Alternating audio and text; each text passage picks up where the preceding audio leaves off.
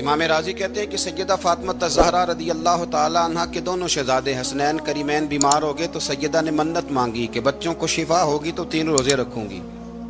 شفا ہو گئی، روزے بھی رکھ لیے۔ اور جب مولا علی شیر خدا روزہ رکھنے کے لیے بیدار ہوئے، سیدہ فاطمہ الزہرا بیدار ہوئی تو امام حسن اور حسین بھی اٹھ گئے، 7-8 سال کی عمر۔ اماں جی ہم نے بھی رکھنا ہے۔ صبح کھجور اور دودھ سے روزہ رکھ لیا گیا۔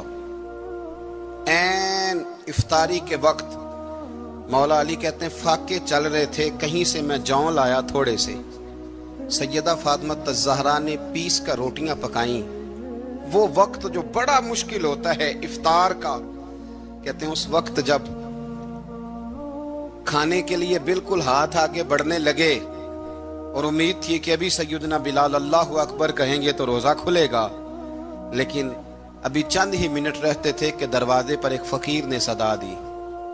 کہنے لگا سارے مدینے کے دروازے کھٹکھٹا آیا ہوں، قحط ہے، فاقہ ہے، اے رسول اللہ کے خاندان والو، میں یتیم ہوں، کسی نے بتایا ہے کہ اور کوئی دروازہ کھلے نہ کھلے سیدہ کا دروازہ تیرے لیے ضرور کھلے گا، کیا یتیم کو روٹی ملے گی؟ تو حضرت مولا علی نے بچوں کی طرف دیکھا ہی تھا کہ امام حسن ساری روٹیاں جا کے دروازے پہ دے آئے۔ کھجور اور پانی سے افطار ہو گیا۔ صبح پھر کھجور اور دودھ سے روزہ رکھا۔ امام راضی کہتے ہیں این وہ وقت جب افطار کا ٹائم آیا تو پھر دروازے پہ کسی نے صدا دی، کہا رسول اللہ کے خاندان والوں میں مسکین ہوں، رات سے روٹی کھائی ہے، نہ صبح کھا سکا نہ دوپہر، کسی نے بتایا ہے کہ اس دروازے سے خالی کوئی نہیں جاتا۔ امام حسن نے پھر سارا لنگر اٹھایا اور پھر جا کے دے دیا۔ تیسرا دن پھر ہوا۔ مجھے لگتا ہے کہ جب افطار کا ٹائم آیا ہوگا نا تو یہ خود ہی سارے دروازے پہ دیکھتے ہوں گے، یہ کوئی آیا نہیں لینے والا ابھی تک۔ لگتا ہے کہ نظریں دروازے پہ تھیں۔ این افطار کے وقت 3 روٹیاں جب جوں کی پک کے آئی تو ایک بھکاری نے صدا دی، کہنے لگا میں قیدی ہوں، آج ہی قید سے رہائی ملی ہے، پہلے دن کسی کے دروازے پہ صدا ملی ہے، دی ہے روٹی ملے گی۔ امام حسن وہ کھانا دے کے واپس لوٹے، کھجور اور پانی سے افطار ہوا، اور جیسے ہی مسجد نبوی میں تینوں باپ بیٹا نماز پڑھنے گئے تو مولا علی کہتے مجھے بتانا نہیں پڑا، رسول کریم نے میری طرف دیکھ کے فرمایا علی تیرا، فاطمہ کا، حسن اور حسین کا 3 دن والا عمل خدا کو بھی بڑا پسند آیا ہے اور محمد مصطفیٰ کو بھی بڑا پسند آیا ہے، وہ بڑا پسندیدہ عمل۔ میں کہتا ہوں کہ حضرت فاطمہ نے نا ان کی تربیت پہلے ہی کر دی تھی، 3 دن بغیر افطار کے روزہ رکھنے کی، وہ ٹریننگ گھر سے ہو چکی تھی۔ اب میدان کربلا میں 3 دن بھوکا پیاسا رہنا ان کے لیے مشکل نہیں تھا، وہ تو ان بچوں کے لیے مشکل ہوتا ہے جو کھانا دیر سے پکنے سے برتن توڑنے شروع کر دیتے۔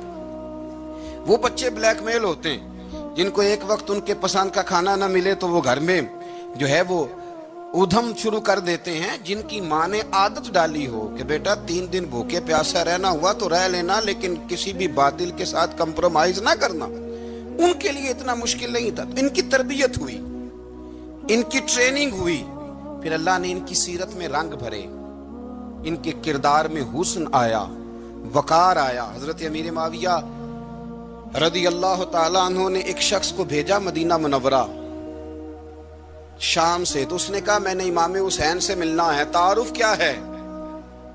جناب امیر معاویہ فرمانے لگے مسجد نبوی میں جانا جس کے گرد لوگ سب سے زیادہ ادب سے بیٹھے ہوں، اور جس کی باتیں سب سے زیادہ میٹھی ہوں، اور جس کی نظریں سب سے زیادہ جھکی ہوں، اور جس کے چہرے پر تمہیں سب سے زیادہ وقار نظر آئے، وہی علی کے بیٹے حسین ہوں گے۔ جو سب سے زیادہ تمہیں وہاں ماحول کے اندر جو شخص نظر آئے، پوچھنے کی ضرورت نہیں پڑے گی، وہ شخص کہتا میں مدینے آیا تو میں نے واقعی ایک شخص کو دیکھا، شہد کے گرد مکھیوں کا اتنا ہجوم نہیں ہوتا جتنا امام حسین کے گرد رسول اللہ کے غلاموں کا ہجوم تھا، لیکن نظریں جھکی ہوئی، باتیں میٹھی، لہجہ گداز لفظوں میں رانائی، اور لوگ کئی باتیں پوچھتے تو علی کے صاحبزادے ایک آدھ جملہ بولتے تو لگتا یہ کہ وہ جملہ سیدھا دل میں اترتا چلا جاتا ہے۔ امام علی مقام کے کردار میں نا کچھ باتیں بڑی زیادہ تھیں، بہت زیادہ تھیں، بڑا حسن تھا۔ ایک بات تو یہ تھی امام حسین رضی اللہ تعالیٰ عنہ کا علم و فضل بڑا کمال کا تھا۔ ایک دفعہ صحابہ میں مسئلہ بن گیا، کہ بچہ پیدا ہوتا ہے تو اس کا وظیفہ کیسے لگانا ہے. امام حسین کا علم و فضل بتا رہا ہوں, علم و فضل. تو بات بڑی پیچیدہ ہو گئی. حضرت عبداللہ ابن زبیر کے پاس لوگ آئے, کہنے لگے کہ آپ بڑے صاحب علم و فضل ہیں, آپ نے حضور علیہ الصلوۃ والسلام کے ساتھ وقت گزارا ہے, تو مسئلے کو حل کریں کہ بچہ پیدا ہونے کے بعد حکومت اگر وظیفہ لگائے گی تو کب لگائے گی. جب بحث طول پکڑ گئی, مسئلہ حل نہیں ہوتا تھا, تو حضرت عبداللہ ابن زبیر کہنے لگے ہم سے نہیں حل ہوگا. ایک بندہ ہے جس کے سینے میں رسول اللہ صلی اللہ تعالی علیہ وسلم کے نور نبوت کا فیضان ہے, وہ یہ مسئلہ حل کریں گے. تو کہا وہ کون سے؟ آپ فرمانے لگے جب ہم سے مسائل حل نہیں ہوتے تو ہم ان کے علم سے فائدہ اٹھاتے ہیں. کہا کون ہے؟ کہا جناب امام حسین. تو لوگ حضرت امام حسین کے پاس گئے کہ حضرت یہ ایک مسئلہ الجھ گیا ہے کہ بچہ پیدا ہو تو وظیفہ کب لگانا ہے. فرمایا الجھنے والی بات ہی کوئی نہیں, پیدا ہونے کے بعد جب وہ پہلی دفعہ آواز نکالے تو اس کا وظیفہ لگا دو. اس کا مطلب یہ ہے کہ وہ دنیا میں آ گیا ہے, اس نے اپنے آنے کا اظہار کر دیا ہے, اعلان کر دیا ہے, اب اس کا وظیفہ لگا دو. تو اس پر پھر صحابہ کا اتفاق ہو گیا. امام حسین کے علم سے, فضل سے لوگ فیض اٹھاتے تھے. پھر اس کے ساتھ ساتھ امام حسین کا ذوق عبادت بڑا شاندار تھا, بڑا زبردست ذوق. علامہ جوزی نے لکھا ہے وکان الحسین رضی اللہ تعالی عنہ فاضلا کثیر الصوم والصلاۃ والحج والصدقۃ وافعال الخیر جمیعا. آپ فرماتے ہیں کہ امام حسین زیادہ نمازیں پڑھنے والے تھے, کثرت سے سجدے کرنے والے, کثرت سے روزے رکھنے والے, زیادہ حج کرنے والے, اور امام حسین صدقہ دینے والے اور نیکی کے کاموں میں شدت کرنے والے تھے. امام حسین کا جو ذوق عبادت تھا وہ اتنا شاندار تھا کہ آپ فرض نماز کے علاوہ روزانہ 100 رکعت نماز نفل ادا فرمایا کرتے. اور امام حسین فرماتے زندگی میں کبھی ایسا نہیں ہوا کہ 3 دن گزر گئے اور حسین کا قرآن پاک ختم نہ ہوا. 25 حج کیے امام حسین نے مدینہ منورہ سے مکہ مکرمہ پیدل جا کے, 25 حج. اب تو نسبت والے لوگوں کو عبادت کی ضرورت نہیں نا, اللہ ماشاءاللہ کہتے ہیں نسبت بڑی ہے. بھئی جن کی نسبت اتنی خاص تھی کہ حضور نے فرمایا یہ فاطمہ کے نہیں میرے بیٹے ہیں, ان کا تو حال یہ ہے کہ فرض کے علاوہ 100 نفل, 3 دن سے پہلے ختم قرآن پاک, 25 حج فرمائے. تو کس نسبت کی بات کرتا ہے؟ یہ نسبتیں تو ہیں جو انسان کو عبادت کے قریب کرتی ہیں. لوگوں نے معیار ہی بدل دیا ہے. حضرت سیدنا امام حسین کی شہادت کے بعد حضرت عبداللہ ابن زبیر رضی اللہ تعالیٰ عنہ نے قاتلان حسین سے خطاب کیا اور فرمانے لگے اللہ کی قسم تم نے اس شخص کو شہید کیا ہے جو راتوں کو لمبے لمبے قیام کرتا تھا, اور تم نے اس شخص کو شہید کیا ہے جس سے میں دن میں جب بھی ملتا تھا تو وہ روزے سے ہوتا تھا. تم نے اس شخص کو شہید کیا جو قائم اللیل تھا, صائم الدہر تھا, اس شخص کو تم نے شہید کیا. آپ کو پتہ ہے کہ میدان کربلا میں جب 9 محرم کو ابن سعد نے امام حسین سے کہا کہ جنگ کرو اگر یزید کی بیعت نہیں کرنی, تو امام حسین نے فرمایا 1 رات کی مہلت دے دو, 1 رات کی مہلت دے دو. حضرت امام زین العابدین کہتے ہیں میں نے اپنے والد گرامی سے عرض کی کہ ابا جی آپ جہاد سے دور جانے والے تو ہیں نہیں, آپ تو جہاد سے پیار کرنے والے, اور یہ بھی پتہ ہے مجھے کہ یہ جنگ اب ہو کے رہے گی, تو 1 رات کی مہلت دینے کا معنی کیا ہے؟ بھئی کل بھی لڑنا ہے اور رات بھی لڑنا ہے, تو ابا جی 1 رات کی مہلت. تو سیدنا امام حسین رضی اللہ تعالیٰ عنہ فرمانے لگے بیٹا رات کی مہلت اس لیے لی ہے کہ میں آج رات کھل کے اپنے رب کی عبادت کر لوں, میں استغفار کر لوں, میں لمبے سجدے کروں. اور کہا زین العابدین تو جانتا ہے نا کہ مجھے نماز سے, تلاوت سے, دعا سے اور استغفار سے بڑا پیار ہے. نماز سے مجھے پیار ہے, دعا سے مجھے پیار ہے, استغفار سے مجھے پیار ہے. فرمایا بیٹا میں نے اس لیے نہیں کہ میں چاہتا ہوں 1 رات اور دنیا میں رہوں. تو امام زین العابدین فرماتے ہیں امام علی مقام نے سجدے پہلے بھی بڑے کیے, پر 9-10 کی درمیانی رات جو ان کے سجدے تھے وہ میں نے کبھی نہیں دیکھے. فرماتے ہیں تیمم کے ساتھ وہ رات کی جو عبادتوں کا رنگ تھا وہ میں نے کبھی نہیں دیکھا. امام علی مقام کا عبادت کا ذوق تھا, شوق تھا, لذت تھی. آپ یقین کریں ایسے ایسے عجیب بہانے ہم لوگوں کہتے ہیں میرا نماز میں دل نہیں لگتا, تو میں کہتا ہوں تیرا گپ شپ میں کس طرح لگتا ہے, تیرا موبائل پہ کیسے لگتا ہے بھائی؟ یہ تو بھائی ذوق کی بات ہے۔ امام حسین کہتے ہیں مجھے قرآن پاک سے پیار ہے، مجھے تلاوت سے پیار ہے، مجھے دعا سے پیار ہے، مجھے استغفار سے پیار۔ بھائی جس کو جس چیز سے پیار ہوگا دل لگ جائے گا۔ ہم نے کبھی پیار کیا ہی نہیں اس سے، جن چیزوں سے پیار ہے وہاں دل لگ جاتا ہے۔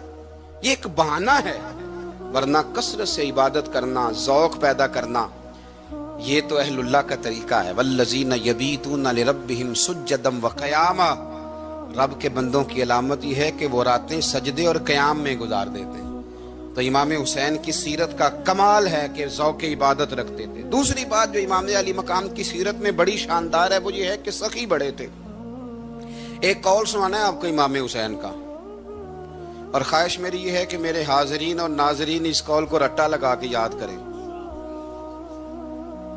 اس قول کو انشاءاللہ۔ یہ قول جو امام حسین کا ہے نا جی، یہ جس دن مجھے ملا تھا نا تو میں نے بھی رٹا لگا کے یاد کیا تھا، اور میرے پاس جتنی ڈائریاں ہیں شاید میں نے سب میں لکھا ہے۔ امام علی مقام رضی اللہ تعالیٰ عنہ فرماتے تھے اللہ کی رضا کے لیے کسی شخص کی ایک حاجت پوری کر دینا 1 مہینہ مسجد میں اعتکاف کرنے سے زیادہ درجہ رکھتا ہے۔ ایک بندے کی ایک حاجت پوری کر دینا 1 مہینہ پورا مسجد میں اعتکاف کرنے سے زیادہ درجہ رکھتا ہے۔ خدا کے بندے تو ہیں ہزاروں اور بنوں میں پھرتے ہیں مارے مارے، میں اس کا بندہ بنوں گا جس کو خدا کے بندوں سے پیار ہوگا۔